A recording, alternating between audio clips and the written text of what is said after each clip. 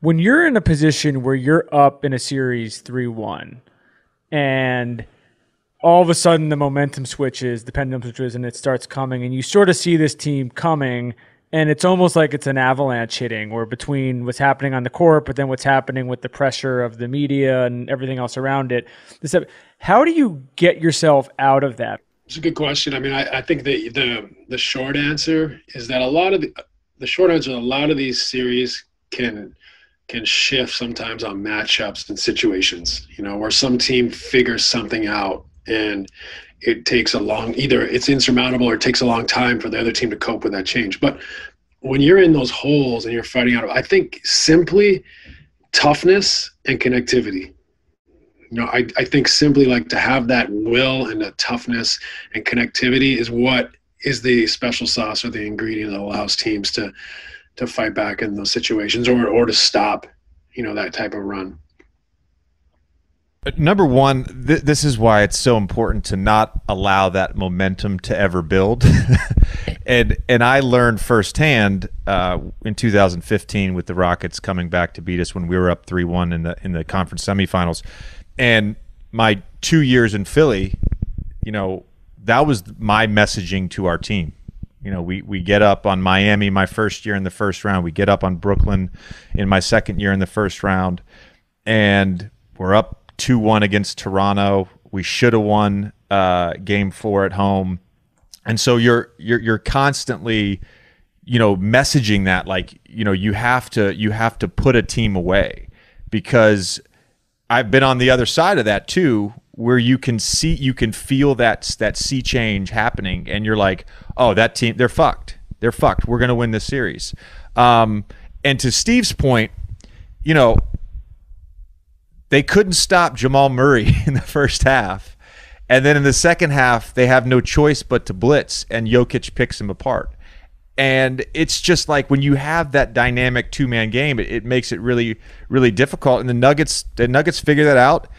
And I would also say, like, everybody's making a big deal today about Jokic and Murray, but like, give some credit to the guys on the other end of the ball, like Jeremy Grant and Torrey Craig and Paul Millsap. Like, those guys, as much as Jokic and Murray did offensively, those were the guys that won them the series. I mean, they played outstanding defense. They played great D, and I think, like, some of those guys stepped up. Millsap didn't have a great scoring series, I don't believe, and like made some big threes or shots and plays. Same with Jeremy Grant. The guys you're not going to rely on in the big moment, they stepped up and made some big shots, which just gives you that gap, not to mention their defense. So, yeah, I agree. I think you make a great point about not letting teams get that momentum. Like, when you've been through this, but when you especially young players that get in the playoffs are so emotionally charged that you win a game, you feel invincible. So inherently, you're going into a scrap the next day with, and it's like psychologically the scale's shifted. You're happy, you're confident, and sometimes that can be so misleading because you got a team on the other side that's on the mat that is desperate.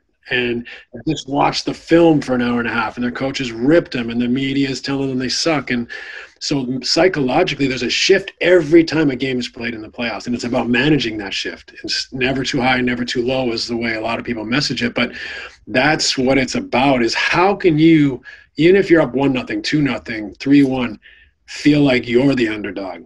Like, you are more desperate than the other team. That is the challenge in the playoffs, because it's an emotionally charged event. It's a roller coaster, and you want to limit the ups and downs of that roller coaster and just create that same motivation, that same greedy mentality to win. And I think some of my son's teams, our son's teams, you get stuck, you drop a game and you get stuck, and a series goes to 6 games instead of 5, 7 games instead of 6, and then the Spurs are waiting for you. Like, you're doing yourself no favors. So I think there is a battle of attrition as well in the playoffs, and it's important. You got to knock people out as quickly and before any weird shit becomes possible. The other psychological sort of difficulty in a playoff series is point differential. And Stan used to always talk about this, because you see this happen where a team gets blown out They lose by 20 or 30 in let's say a game 2 or a game 3. And the mood changes, the confidence changes. And so Stan would always tell us, like, whether you win on a buzzer beater or you win by 30, you just get 1 in the win-loss column. You know, and then you go and you make your adjustments the next game. There's no carryover to the next game if you lost by 30. And so, but for that's what's amazing about I was going to say about the Denver team is they look dead in the water. I mean, the Clippers, I feel like had them figured out, or maybe Denver was tired. I don't know what it was, but early on in that series, I'm like, this is a wrap. It's over. Sure. And I think the same in the Utah series. Like, they were like a minus 45 against Utah and won the series. I mean, you know, like, we're talking about, like, there's a million ways to skin a cat here, and it's about winning that game and finding a way. And, you know, when you don't close a team, weird shit can happen, and they get some matchup happens, an injury, someone loses their rhythm. Like, there's so many things that can happen. You know, as you see, the Clippers team just completely lost their rhythm and connectivity. You know, as you said, did you think that would happen 4 or 5 days ago? Even before game 7, I think 90% of people thought this Denver team's a nice story, but of course, Kawhi, you know, Clipper, they're going to get this done, and they got beat by 20. I mean, that's the playoffs, and the more you play, the more experience you have, the more you realize, like, we can't mess around here. Like, you know, you mess around in the playoffs, you are asking for it.